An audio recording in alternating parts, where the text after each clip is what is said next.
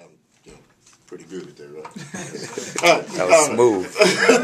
All right, I've got in the studio the brothers from the nation, and it's always good to have Brother David Muhammad, Brother Gat Turner, and Brother Fidel, who are in the studio with me. It's always good to have you brothers in. What's going on, Brother David?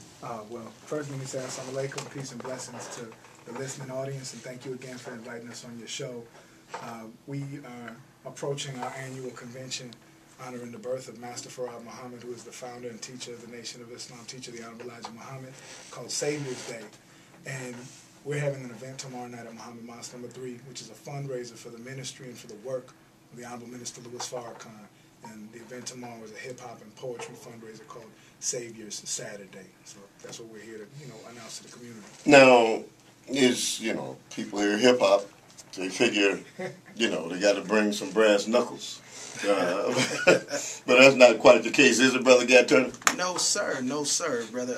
Really, when people think of that, really, that's really out of ignorance of what they see in the mainstream, But when you look at the foundation of hip-hop, you look at the golden era of hip-hop, and you look at conscious hip-hop artists like Viva Fidel and myself, the only reason you have to bring brass knuckles is if you in opposition against the truth. That's right. So as long as you're not in opposition against the truth, you all right. So tell us what's going to take place on tomorrow. Well, what's going to take place is Brother Fidel and I, we just released a mixtape collaboration. It's called the Killwaukee Xperiment. I've heard you do that. It's a great piece. All praise is due to Allah. So what we're going to do is we're going to showcase some of the songs that's off of that, and we felt that it was imperative that we come together with some of the things that's going on in the city of Milwaukee, and we make some movement. Some music revolving around the movement that's going on in the city of Milwaukee. And, with Honorable Minister Louis Farrakhan, ever since we've been bobbing our heads to a hip-hop beat, we've been hearing his voice sampled over the music. We've been hearing some of the artists that we look up to, how they rapped about his works, the Public Enemies, the Big Daddy Kane's, the Rakims, and, so we very familiar with the Honorable Minister Louis Farrakhan through hip-hop, and he's an elder that has always embraced us, didn't judge us, tried to guide us and assist us in what it was that we was trying to do. So we feel that it's imperative that we do the same. Brother Fidel? Oh, yeah, absolutely. Hip-hop is forever growing, forever changing. Yes, so it's evolving, are we at a different juncture in it? You still, I shouldn't be sitting, I usually like to know what I'm talking about. But when we're talking about hip-hop, you look at an artist like Viva Fidel. Viva Fidel's been in the game for years, but Viva Fidel is free. He's an independent artist. So the subject matter that he raps about, the subject matter that a Gat Turner raps about, we free. We can rap about what we choose to rap about. And it just so happens that we've been so-called conscious artists because of the life that we grew up in. We grew up watching the Commander. We grew up watching the Honorable Minister Louis Farrakhan. So, and we're very sensitive to what's going on in our community. So these are the things that we rap about as opposed to a mainstream, so-called mainstream artist. Let me ask you, Brother Fidel, when my generation looks at the shorties and the young people and they're enamored with what is going on in the hip-hop community, and many of us want to try to steer them away from the hip-hop community, my generation, because we don't understand. What do you want to say to us? Because it doesn't seem to matter. The kids seem to all want to be involved in that. And I played our music early. That was my music. Right. It's a different world. Absolutely. And I like to say that I'm with those young people almost daily in my work and in my line of service, if you will. Right. And one of the main things that I would say to the elders, more seasoned people who've been here for a while, is that you were once those young people first. You were once shunned by your elders. So was the music that you loved, the dances that you did, the style of dress that you had.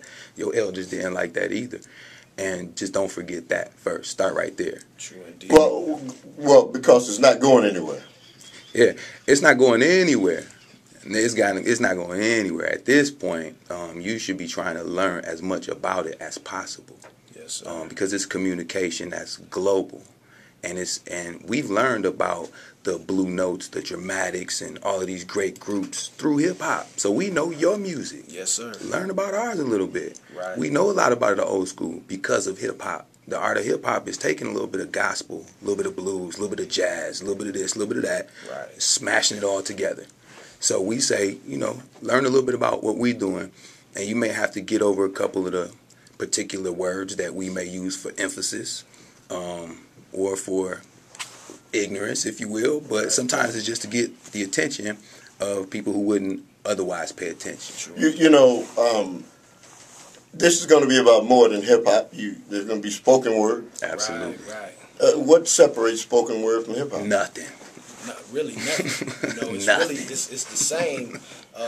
Just maybe a beat being up under hip hop, but spoken word is hip hop. A lot of people confuse hip hop to just being rap. That's right. But there's other elements to hip hop. You had a graffiti element, which is like the hieroglyphics of our time. You have the DJing, which is the musical mastery component of hip hop. You have b-boying, which is breakdancing, which is the art of dance. And then what people are most familiar with is the rap. But you also have the other element of knowledge. But why does it appear as though we are more willing to accept the spoken word than we are the hip hop? Well, that's because the spoken word has not been capitalized upon just as the rap music has been capitalized upon. So rap music is something that can be spread over the airwaves, more accessible than the spoken word. You're not going to hear necessarily a poem put on the radio. Right. You're not going to bob your head to a poem. And there's not music behind the spoken word. It's going to make you listen. Now, as far as hip hop, it's a beat up under it, and it drives the message home.